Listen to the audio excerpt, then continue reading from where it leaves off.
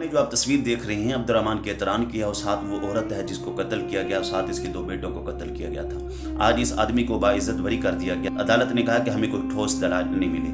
मैं अदालत आलिया से ये सवाल तो कर सकता हूँ, क्या हमें हक है पूछने का कि अच्छा ये कातिल नहीं तो फिर कातिल कौन है?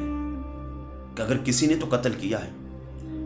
एक तो इस मुल्क के अंदर सवाल करने की इजाजत नहीं। अगर तुम सवाल करोगे, हक बोलोगे, तुम्हें मारा जाएगा, तुम्हें जेल में डाला जाएगा, तुम्हें नंगा किया जाएगा, तुम्हें बेइज्जत किया जाएगा। इस मुल्क में तुम सवाल नहीं कर सकते, हक बोल नहीं सकते, वगरना तुम्हारी जबान बंद करवा दी जाएगी। किसी ने क्या खूब कहा था ना, कातिल की ये दलील मुनसिफ ने मान ली, मकतूल खुद ही गिरा था खंजर की नोक पर।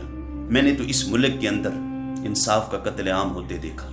मैंने इस मुल्क के अंदर कातिल को बाइज्जत बरी होते देखा। मैंने इस मुल्क के अंदर जालिम को बाइज्जत बरी होते देखा। मैंने इस मुल्क के अंदर एक तोड़े आटे के उठाने वाले